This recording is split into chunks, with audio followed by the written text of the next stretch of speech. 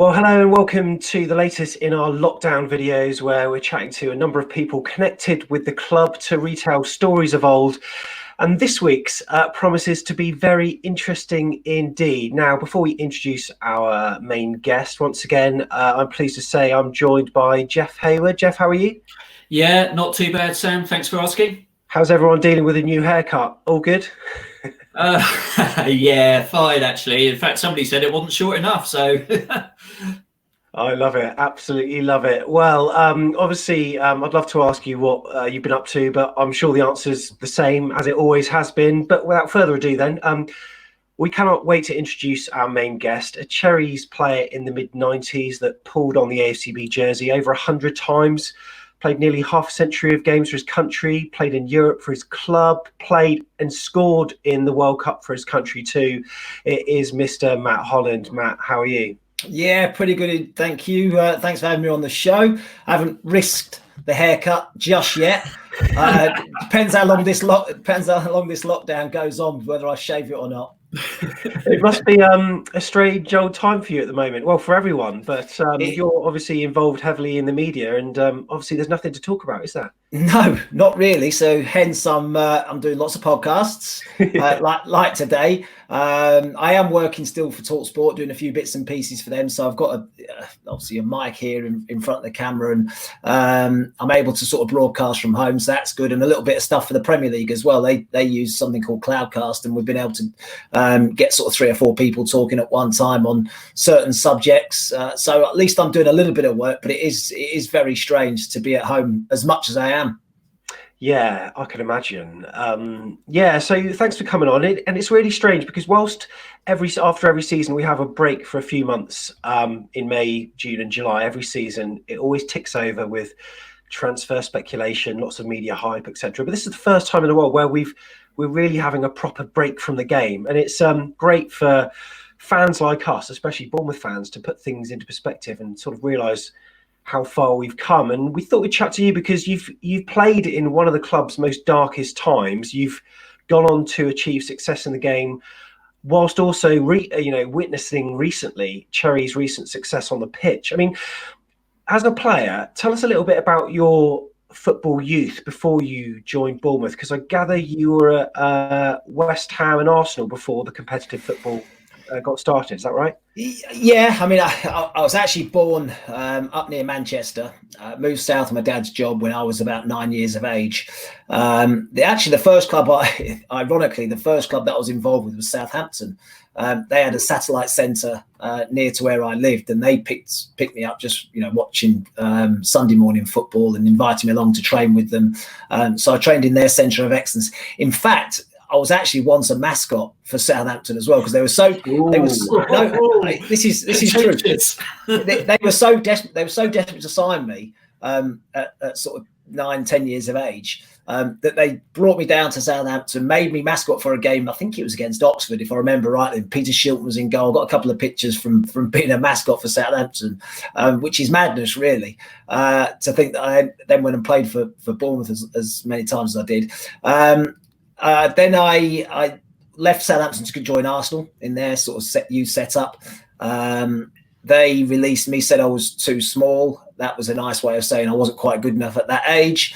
I ended up at West Ham, sort of 15, and spent 5 or 6 really good years actually at West Ham. Really good grounding, good learning base for me. Some really good coaching. I had a couple of loan spells. Went to Farnborough, obviously Bournemouth on loan before eventually signing for the club. But so that's pretty much the build up to joining Bournemouth. Whilst you were there, Matt, I think you've admitted yourself that in the youth setup there were players who were a bit, how can I put it, more technically gifted than perhaps you were, but they never went on to make anything of their careers. And I just wondered how that sort of helped you comparing yourself against more technically gifted players. Did that give you an extra drive to be successful? I always had a drive, really, an inner drive to be a success. I mean, obviously, there's no guarantee that you're going to make it at all. And I'll go on record, and I've said it all along, that there's a lot of better players than me that never made it as a professional footballer. obviously you have to have technical ability to be a professional footballer. But as I say, there were better players than I was. But I think I had a better maybe mental approach to the game. I had an inner drive and inner desire to be the best I could possibly be. And fortunately enough, it was enough for me to then have a decent career. So, I know that there's a lot better footballers than me that never made it, but I was very fortunate and one of those that did. Yeah, interesting. So obviously your loan move came about to AFC Bournemouth. Would it be safe to assume that Harry Redknapp, as former boss of West Ham, had a huge say in that taking place? Well, very much so. I mean, I went in his office and I knew there was sort of a couple of clubs who'd shown an interest in taking me on loan. And he said, Peterborough, I think, was one. There was a couple of others. He said, but do you know what? Bournemouth would be a really good move for you. And so that was pretty much how it panned out in his office. And I'm really glad I made the move. I had a brilliant time there. Couldn't have been more impressed really with the management and the way that Mel, looked after the group, really, not just me. So it was the right call. And it was definitely the right move for me at that time. But I just needed a little bit of guidance from Harry to say, yeah, that's the way you should go. Yeah. And so you joined, January 95, and that was part of a run-in that became known as the Great Escape. How aware at that time were you of the challenge facing the Cherries? Because it was 9 points at Christmas, rooted to the foot of the table. And that season, I don't know how many people know this, but 5 teams were being relegated that season, not 4, because of the way the Premier League was reducing the number of teams, and that had an impact on all the clubs lower down. So, it must have been something to think, well, I'm going to come to a club that's absolutely going to get relegated here. Well, I knew it was a challenge, of course, but I also knew that it was important in my development as a footballer, because playing reserve team football, it's good to a point. Obviously you're playing against senior players who are not perhaps playing in the first team, and you're learning the game still. But the 3 points don't really mean anything. If you win or lose, it doesn't matter. You're not going to get relegated. You're not going to get promoted from the league that you're in. So actually, that was it was great playing reserve football, but playing first team football was much more important to me at that point, where on a Saturday, you look at the result and what has it done for us? Those 3 points, where have they taken us? Have they got us a little bit nearer to getting out that relegation zone, or further on, those 3 points taken us into the playoffs, or whatever it might be? It just means something. It means something to the fans watching as well. So I think that was really important at that stage in my career, that I was playing first team football and getting that experience and exposure to, the pressure really of 3 points on a Saturday. Was it quite a culture shock for you, sort of moving straight into first team football? And not only that, it was a team that were in a dire position that needed points week in, week out. To be honest, I think the culture shock came really from the facilities and looking around the place. Not so much the fact that we're in a relegation battle or anything like that. But when you turn up at the club and it's in a bit of a state, really, if we're being honest, it needed a lick of paint, it needed this, the pitch wasn't great, didn't have money really to spend on anything. When you're traveling away from home, most of the time we did travel on a Friday, but when we traveled up on a Friday, we had to try and find a bit of grass to try and train. Sometimes Willow even jokes now, he said, he sort of gave the hotel the check, got on the bus as quick as he could and let the bus go just in case the check didn't bounce, because there was so little money at the club. On the bus home, we'd get £2 at the garage to go and spend and get a sandwich and a drink maybe, and that was pretty much how it was. Whereas at West Ham, you're on the back of the bus, you're getting fed, you got a microwave, someone's cooking you a meal. Well, I was a youngster growing up at West Ham and travelled with them a lot, the first team, so I was the one who was making them the meals and making them a cup of tea on the back of the bus. But you got well looked after, and the training facilities were great, the stadium was great. Coming to Bournemouth, it was a bit washing your own kit for training, finding a scrap of land to play, to practice and train. That was the big culture shock. I think that was the big difference. So what do you actually remember of your home debut? Because I think you played as a sub, didn't you, against Huddersfield in a game at the end of January, which I do recall we didn't come out victorious in that one either. We didn't. I don't know if that's a leading question or not, but only because the thing I remember most about it is ripping my shorts within about 30 seconds of coming on.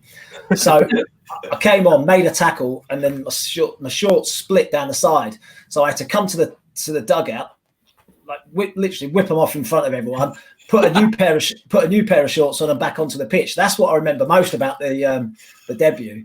So yeah, I mean, I think it was against Huddersfield, and we did get beat 2-0, I think, on the day. But the thing that sticks out most was me ripping my shorts and having to change and getting a few wolf whistles from the crowd.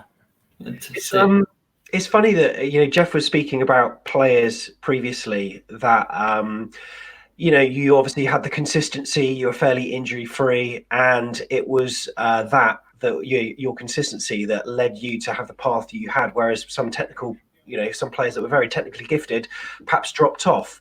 Were there any players in that first stint, maybe the Great Escape season, or maybe when you were a permanent signing, that you felt circumstances maybe led to a situation whereby they couldn't progress, whereas perhaps they should have? Do you know what? The standard actually was of a high one, really. The players that Mel brought into the football club, there had been a lot of them had been at Premier League clubs and hadn't quite made the grade and get into the first team, but technically there was a lot of very good players. When I arrived, I thought Scott Mean was someone that he eventually did get a move. Injuries probably played a big part in him, perhaps not kicking on in his career. I mean, Steve Jones was someone that did play at a good level as well. But I think that the team was Russell Beardsmore had played at a top level with Man United, so there was a number of players in that squad at that time who I don't know, I thought were all technically good, and with a bit of luck, you just don't know, do you? I mean, Neil Young, I thought, was another one at right back who I played with his brother Luke at Charlton in the Premier League, and I think Neil could have done that as well.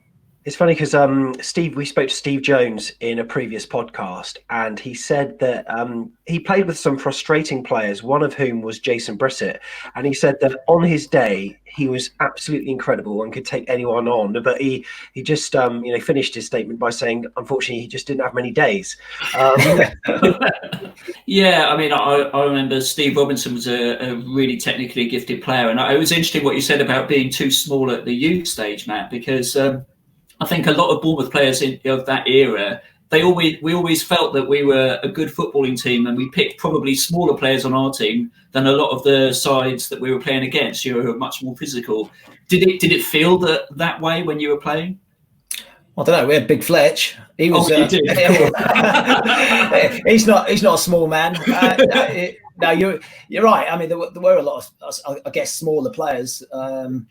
John Bailey was someone, but he had a big heart. Robbo had a big heart as well.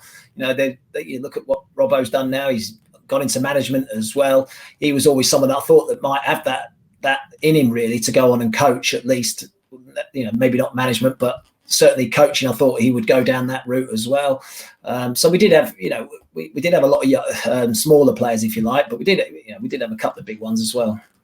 What did you think? Obviously, that Great Escape season, everyone came together and we started to get some tremendous wins, and it culminated in that match against Shrewsbury at home at Dean Court, where we won 3-0. And you could see, I think there was like 10,500 people crammed in there when our average attendance would usually be maybe 3,000 or 4,000. What sort of potential did you think the club had based on all these people who came together? Well, yeah, I mean, that was a glimpse into what the club could achieve, really. When you think how isolated we are, really, compared to other clubs, how far it is from, say, Southampton or Portsmouth or Yeovil the other way. There's quite a big catchment area, really. Maybe it's not necessarily a massive football town, massive football supporting town, but there's certainly the potential there for big crowds. We've seen now in the Premier League fill out, and you can't get a ticket for love nor money. So the potential was always there. We saw it actually, we'll probably talk about it a little bit later, but the financial problems when we had the sort of the meeting at the Winter Gardens and the amount of people that turned up, and I think the first home game after that might have been Blackpool, I think, and we had over 8,000 there as well. So the potential was there for the club to go places, but obviously. at that time we weren't challenging to get promoted at that stage. And I think when you're winning games, that obviously pulls in more punters and more supporters as well. For me, that Shrewsbury game was obviously the one that you had to win, but it was the one before that, the Brentford game, that Brentford were chasing for promotion at the time. We had to go there and get a win, and to do that was some achievement. So, do you remember that game at all? Yeah, I mean, I remember the game. We obviously won the game 2-1, didn't we, at Brentford? I mean, if you ask me every single minute of every single game I've played in, it's almost impossible. But I remember those two games, because they were so important to the club in terms of trying to stay in the division. So I think we probably had a decent party after both of them. A few beers on the bus. Fletch used to be in charge of that, on the beers on the bus on the way home from games. He used to we'd all be sat on the bus, and the last person on would be Fletch with a big crate of beers, and we'd have a few beers at the back when we'd won. Ever the professional, eh? Oh, of course. Yeah, nothing's changed with him, has it? That's it. Absolutely love it. So obviously we had a message submitted, a tweet. Consistency, leader, and energetic are just some of the buzzwords that Cherries fans have used when talking about your time at the club. Therefore, it wasn't long before Mel Machin gave you the captaincy. So Neil Dawson tweeted in, and he said, you were the club captain at a very young age. So was that quite a difficult thing to negotiate with senior pros? I mean, did you have to overcome any resistance, and how did you feel once you were asked? Well, I don't remember any real problem with it at all, even with senior players. I mean, I was someone that I enjoyed the responsibility of being a captain. I've been captain at all the teams I've played for at a junior age. I've been captain for West Ham's youth team. I've been captain for West Ham's reserve. So it's something that I was sort of quite enjoyed having the responsibility and having the armband. So that wasn't a problem. I don't remember any of the senior players being an issue with that either. In fairness, it was a very young team. So we were a really young squad that Mel had pulled together. Mel was brilliant with me in terms of, I always felt I was a captain, but Mel taught me an awful lot about being a captain as well. And we had meetings on a regular basis. Most mornings I'd be in his office, cup of tea, chatting football, chatting about how the lads were feeling, even to the extent of how, do we need to do a bit more in training, a bit less in training? What do you think we need to work on? All those things. He was sort of, I don't know whether he was trying to entice it out of me, maybe make me more responsible in that area of things, but he certainly helped me an awful lot, and I think turned me into even more of a leader, if that makes sense.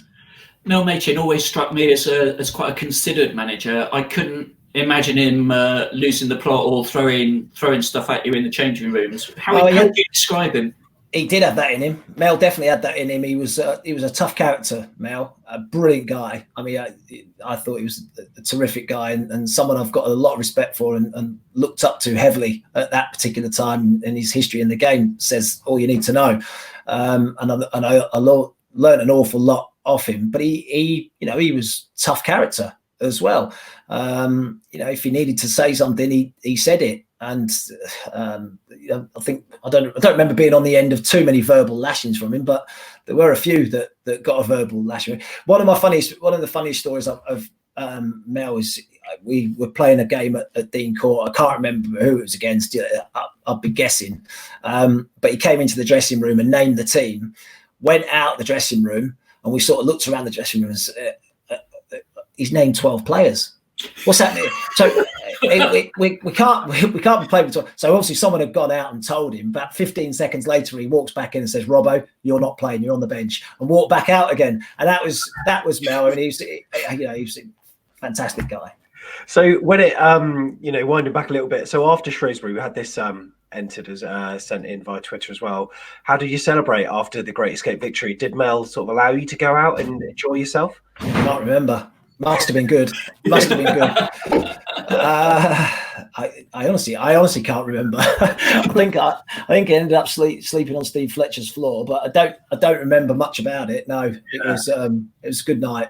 So speaking of Fletch, then obviously Eddie Howe would have been around at that time, a young central defender. Were there any could you see anything in him at that point that would lead him to be where he was today? Because he was praised by many in terms of his. He was a cool and very composed footballer. But did you think he could do what he's done? He's been brilliant, hasn't he? Absolutely brilliant. I've actually had the pleasure of interviewing him a couple of times as well for the Premier League channel, and he speaks so much sense, speaks so clearly. And I can listen to him all day.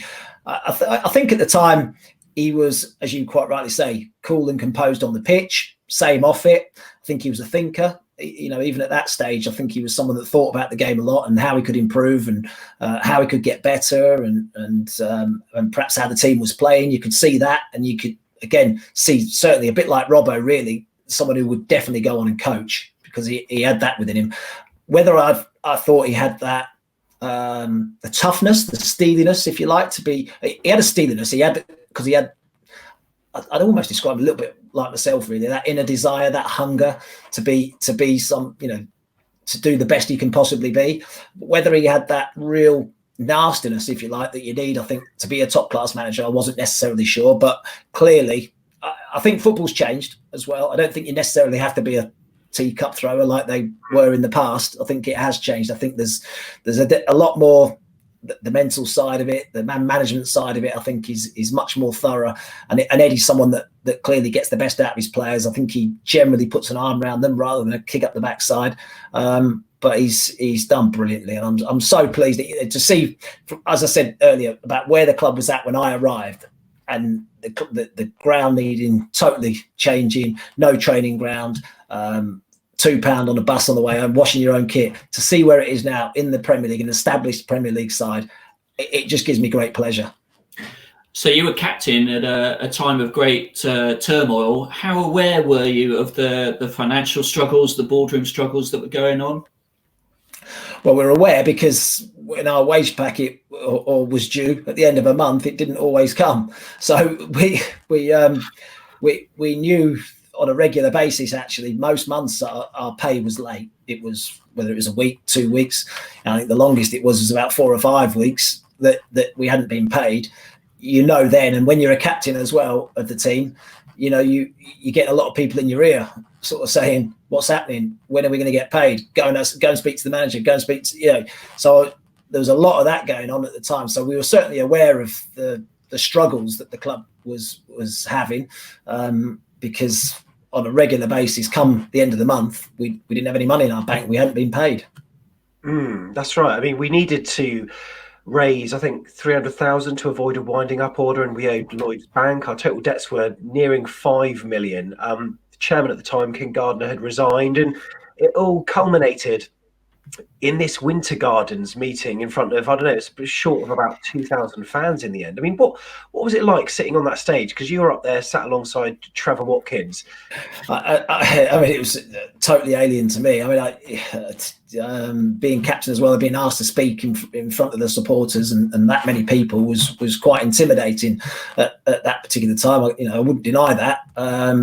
It was, pretty surreal. I mean, I think it started the week before. The administrators came in on the Friday and were sort of asking the players really if they wanted to play. I think it was Bristol City the next day, and said, it's up to you. If you want to play, if you don't, the club will fold and that'll be it. You'll all be able to be free to leave.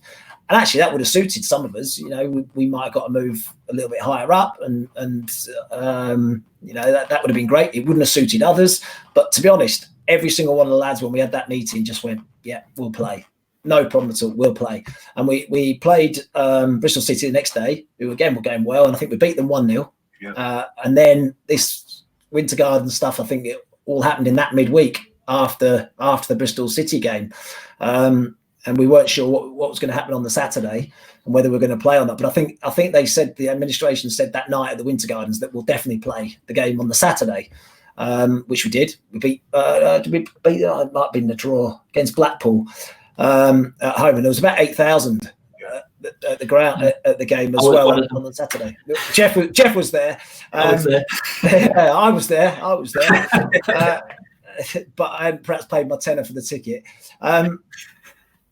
It was a surreal moment. It was, because I've gone from a club that's been playing at in the Premier League or whatever it was at West Ham at the time, the Premiership, and the facilities and everything that goes with it, and then to come into a club that didn't have anything really, it was a real shock to the system, and we were just unsure whether the club would even survive or not. So, fortunate enough, Trevor Watkins got involved, the consortium got involved. We got through to the end of the season, and then I was sold, and obviously, the rest is history, I suppose. I think it's ironic that the club motto now is, we're all in it together, and in fact, it felt like back in those times, the players, what you said about the players putting in a performance against Bristol City when they weren't sure even if the club would exist.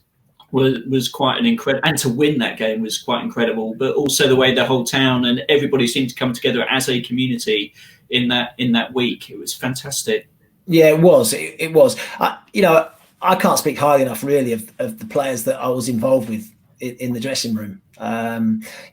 Because it would have been easy for the lads to say, no, that's it. We haven't been paid for 6 weeks. I'm just going to go.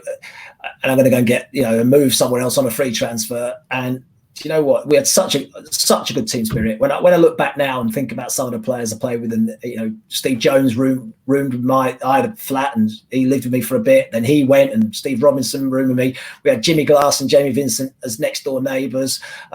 Fletch and Scott Meehan were close and good mates. Mark Rawlinson, Chris Casper, I was friendly with them. Rob Murray. I can go through the team. We had a really young, together squad, and because of that is the reason why Bournemouth survived. Did you find that, and the support of the supporters? Yeah. Did you find that the things that were happening off the pitch were a distraction, or did it almost have the opposite effect and sort of galvanise you so you could concentrate on the football? It's funny because I think in adversity, often it can work. It can work two ways, and sometimes it can totally dismantle a club or an atmosphere. But actually, that did galvanise, and it brought everybody together, and it made us even more close, really, as a unit and as a group. So I think it's also when you cross the white line, for instance, on a Saturday, it's always nice because that's what you're used to doing, playing football.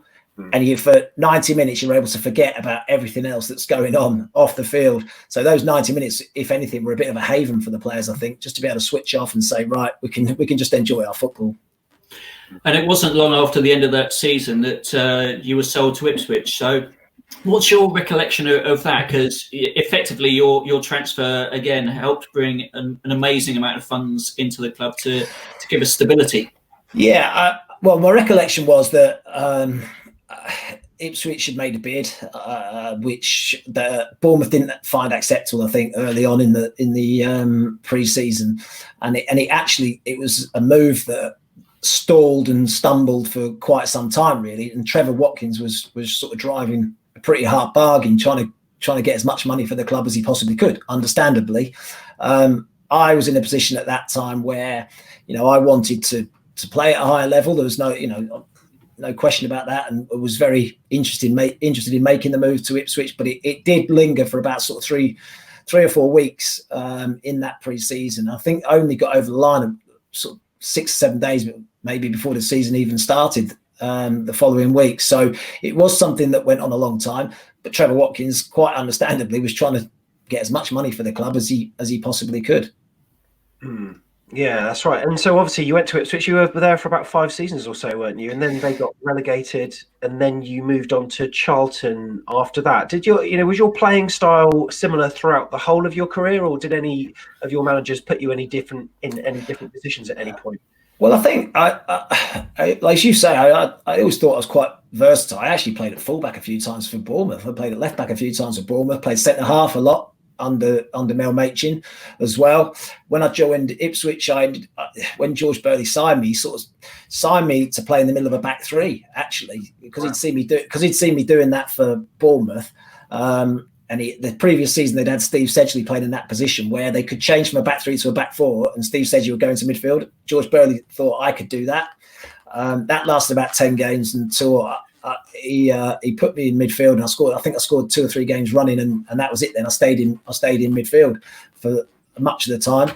Even at Charlton, towards the back end of my career, I played at the back, played centre back again. So I played in a number of different positions, and I guess as you sort of get a bit older and you haven't necessarily got that same capacity to get from box to box, which is something I sort of prided myself on, 33, 34, 35, your game does change, it does adapt. And when you're playing central midfield, you end up being a little bit more conservative, don't make as many runs, don't get into the box as much, perhaps don't score as many goals as I once did. But your job has changed and your role has changed. You probably... you can see the game a bit easier in your later years, but you can't necessarily do the running that you once did. So it did change and evolve over the course of my career. I enjoyed playing in lots of different positions, but I have to say centre midfield was my favourite. Yeah. And I recall that Ipswich actually finished 5th in the Premier League one of those seasons. That must have been something, wasn't it? I had 6 years actually at both Ipswich and Charlton, 2 brilliant football clubs. I was fortunate enough to be captain of both and captain both actually to their highest Premier League finishes, Ipswich 5th and Charlton 7th. So that's something to be, I'm very proud of. I'm very pleased to be associated with both of those football clubs, both very similar actually. And even Bournemouth, I'd put them all in the same category, very family orientated, very much a community football club. So I was lucky really to play for the clubs that I did, and they were all very similar in that respect. So it's your time at Ipswich and then into the starting sort of seasons with Charlton that your international career really started to flourish. And, obviously you opted for Ireland based on your mother being Irish. Is that right? Was there ever any like England, Ireland sort of, mental equation in your head, or was it always going to be Ireland? Well, I'd had no international recognition from England whatsoever, whether that be schoolboy, under 21s, B internationals, nothing. There was no recognition whatsoever. And I got a phone call at home. Mick McCarthy phoned me at home. I was probably about 24, I think, at the time, and asked if I'd be interested in playing for Ireland. I'd actually told George Burley that I was eligible for Ireland and wanted to play for Ireland. And I think George had passed the message on to Mick McCarthy, and he phoned me at home. And I had no hesitation. There was a B international in a couple of weeks' time, Mick said, and straight away I was like, "Yeah, I'd like to play," and that was it really. And there was no hesitation whatsoever from me, and loved it. I can't tell you how much I enjoyed playing for them. Again, the team spirit, the camaraderie, how close we were as a group. The supporters were absolutely unreal. No, I don't think any international tournament is complete without Ireland being there, because their fans just make it so good. And you got to play in the World Cup, didn't you? Played in 2002, yeah, in Japan and South Korea. So mixed emotions. Scored against Cameroon, which was amazing. First game, under a bit of pressure because Roy Keane had departed the camp. And we were 1-0 down at half time as well, so we hadn't played particularly well in the first half, and so we needed a result, managed to get one, and so that sort of got us up and running the tournament, and then missed a penalty in the game against Spain, where actually I thought we were the better team. We drew against Germany. Germany got to the final that year. We drew against them.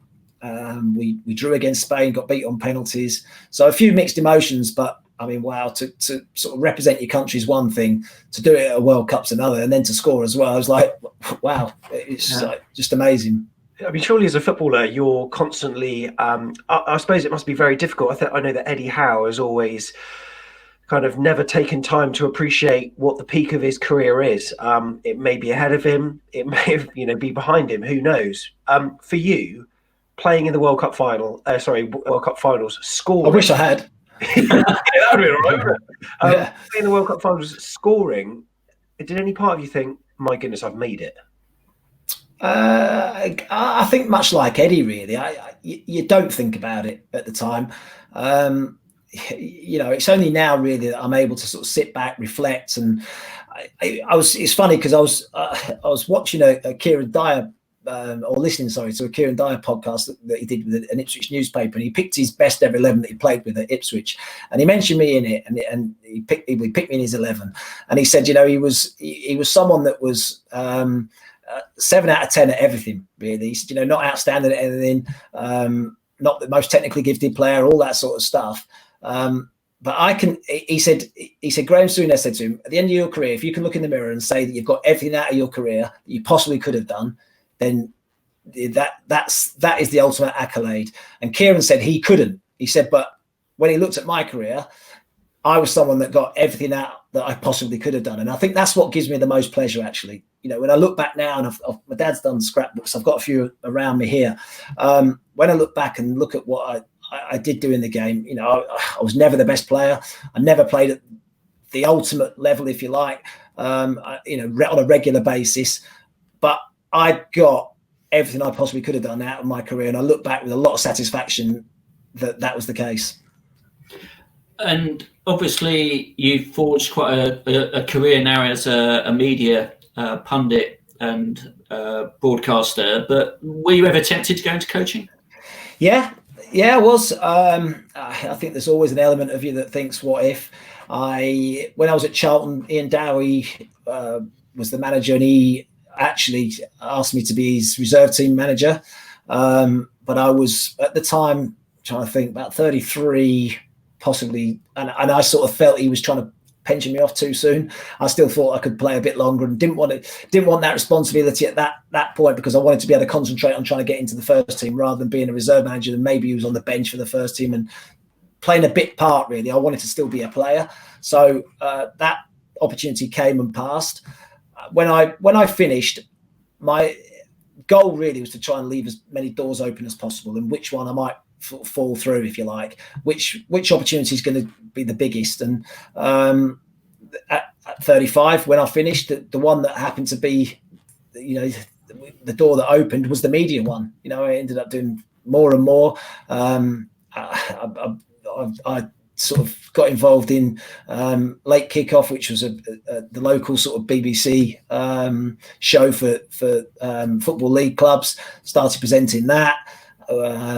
And doing lots more games, coverage, commentaries. So it just happened to be the door that opened. I did apply for the Ipswich job once, but they made their mind up at that particular time that they wanted someone with more experience. Totally understood that. And I think now the fact I've been out the game for nearly 11 years now, without coaching, I think the chances of me now becoming a manager or a coach are slim. You know, you never rule anything out, never say never. But I think the opportunity is probably the opportunity now to be a manager is probably gone. I always say as well that if I was a manager, I'd probably be divorced, because I'm the sort of person that lives and breathe. I live and breathe football now as a pundit, and Paula gets the hump now if I'm watching too much football, which I do an awful lot of. If I was a manager, I wouldn't be able to put the ball away. I'd be watching every game that my team's been involved in, who we're coming up against. I'd never be able to relax, and my mind would be away the whole time. So I'd be divorced if I was a boss now.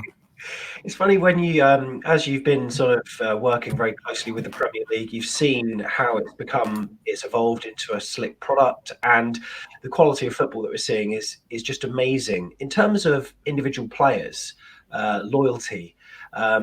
And their personal love of the game. Do you think that those type of players would be able to make the moral decisions that players like you did back in, you know, the mid-90s, when it was a case of, shall we play this match against Bristol City or not?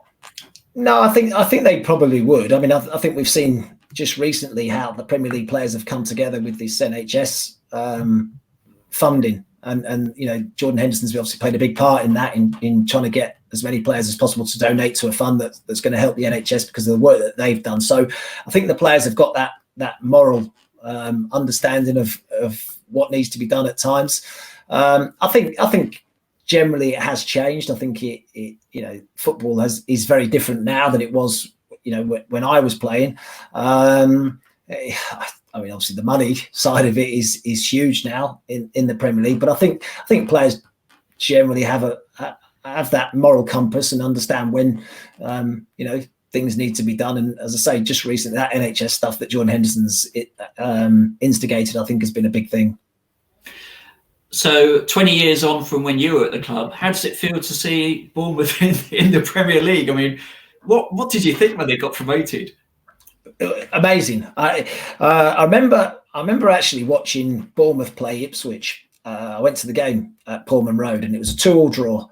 I think Kevin Jones might have scored actually. Yeah, he scored in the last minute. Yeah, he scored in the last minute. But I remember coming away from the game being so impressed by Bournemouth that I had to text Eddie just to say to him, Eddie, you've got an unbelievable team there.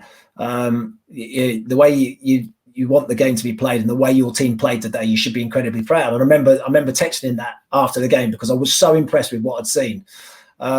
So I mean, to see where they are now, it is just a fairy tale, really. When you think the club could have been out of existence, less than 25 years ago, to being in the Premier League now, and you know, especially with the size of the ground, really, compared to some of the other grounds in the Premier League as well. I've been fortunate enough to come down to the Vitality now and commentate on lots of games and see how it's changed. And I've been to the training ground, just the training facility, just around the back of the ground as well. And it's just phenomenal, really, to see where they are and what they're doing. It gives me real pleasure every time I drive to Bournemouth and come to a game just to think, wow, look how much this has changed. This is great. Not many people really gave Bournemouth a chance in their first season, but against the odds, we finished 16th. And I think the next season, we finished on a very low points tally, but we managed to finish 9th in the Premier League on 46 points, which if you get that amount now, you're talking maybe 13th or 14th.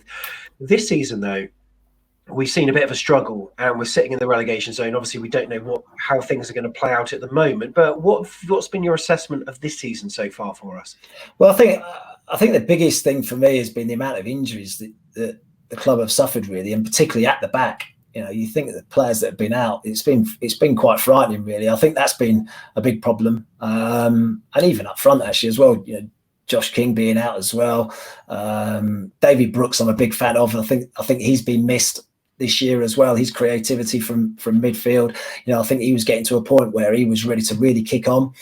So him to have been out this season, I think, has been a massive blow. But I think the amount of injuries that Bournemouth have had to cope with this year has been unprecedented, really. Certainly, I don't think Eddie's had as many injuries as this year in any other season that he's had in the Premier League than he's had this season. So I think that's been a really difficult thing to deal with. I think Eddie's someone that looks to improve all the time. He wants to get better. He wants to work out how he can improve. But when you've got that many problems and that many people on the treatment table at one time, I think that's incredibly difficult. And how would you rate the chances of avoiding relegation when the season does restart? What do you reckon? If and when. I mean, we don't know yet what's going to happen, do we? And it's going to be really interesting to see what does happen in the coming months as to whether the season does come back or not. I think it will. My gut feeling is that it'll probably be behind closed doors, which wouldn't be ideal, but I think that's my gut feeling. I think they've got a decent chance. Why not? I mean, the fixture list is pretty daunting, but there's talk about some of the games being sort of at neutral grounds as well, so that'll take away the home advantage. I think Bournemouth will stay up. Fingers crossed. I'm hoping that we do. I'm comparing us against other teams. I mean, Brighton's some of their home games are awful. They've not got many decent home matches left. I think it's like Manchester City, and then they've got the rival of Arsenal, etc. So yeah, it's going to be difficult. What's your plan for the future? Have you got a long-term plan, or is it to carry on with what you're doing in the media business? It's funny, isn't it? Because when you're a player, you're always sort of, everyone sort of gets to 35, and then there's always someone younger coming up to take your place, and eventually you go over the cliff. You sort of get to the top of the cliff, you get to the end of your career, and you fall off the other end, and that's it. It's finished. I suppose what I'm doing now is pretty similar, really. You're going to have a shelf life, and at some point, I'm sort of climbing that hill at the moment. I'm 46 now, so the longer I can do it and keep going and get going until eventually I end up sort of falling off that cliff, then that's pretty much what I'm trying to do. Every year there's people retiring and people want to get into the media. Gary Neville, Jamie Carragher, Rio Ferdinand, the list goes on. The players that are much younger than me and who've sort of come through now. So at some point, I know, you think Alan Hansen and Mark Lawrence and people like that. Eventually, it doesn't matter who you are, how good you are, you're going to be over that cliff. And as long as I can sort of stay at the top of that cliff as long as possible, that's my plan, really. Well, Matt, there's always a place for you on the AFC Bournemouth podcast. You know that. Well, that's very kind of you. Thank you very much. I might take you up on that if I get sacked anytime soon. Good stuff. So there's been a couple more questions that have been sent in. Sean Barker, who you may know has been the son of Jeff Barker, who did the classic Gold Breakfast Show. He said, remind mornings that him and Steve James would go into 2CR in Southcote Road and do a breakfast show each week. Can you remember those? Bit of a double act, weren't we? Me and Jonesy at one point. We used to go in for about 20 minutes and disrupt his show pretty much on a Friday morning. I think even gave a few recipes out occasionally because my nan was quite famous with the lads because when we went up north, she always used to come and meet us at the hotel or the game. She didn't really like watching me play because she was a bit nervous watching me play, but she'd certainly come and watch or come and meet me to say hello after the game. And she'd always have cake for the team bus on the way home. So she was quite famous in that respect with the lads on the bus. So a couple of her recipes, I think, went onto that breakfast show as well. But yeah, we're a bit of a double act, me and Jonesy, for a little while. As I say, we roomed together as well. I had a flat down there, which he rented a room off me. He actually lived in London, but during the week he lived down in Bournemouth with me. So he was a great character. Still see him actually, Jonesy, now and again. He's an ambassador at West Ham, so I see him at West Ham quite a bit, and it's always good to catch up with him. Yeah, and we also had this question submitted as well. Probably difficult for you to answer given the fact that you've played in so many matches and you can't remember them all. But what was your best game you played in for AFC Bournemouth? That was Chris Hubbard. Blimey, I don't know about my best game. Crikey, I don't know about my personal best game. I remember one game that sticks out is when we beat Peterborough 5-4. You might remember that's Jonesy's favourite, that one. Is that Jones? Well, of course it is. Yeah, we scored it. So I think George and Dar might have scored in that one as well, if I remember rightly. So beating Peterborough 5-4 sticks out. I remember that one. Yeah, superb. Well, Matt, it's been an absolute pleasure to talk to you and have you on the podcast. Really do appreciate it, and keep doing all your good work with the Premier League. No, thank you. Thanks very much for having me on. And can I just say, I know it's strange times, but everyone stay healthy, stay well, and hopefully we'll see you back at the Vitality very soon. Cheers, Matt. Yeah, cheers. Thank you very much. And remember, if you like this video, do click the thumbs up and press subscribe. We're going to be chatting to more people connected with the club throughout the forthcoming weeks, hopefully weeks rather than months. But yeah, Matt, thank you very much for coming on, and we'll see you in the next video. Got the cherries.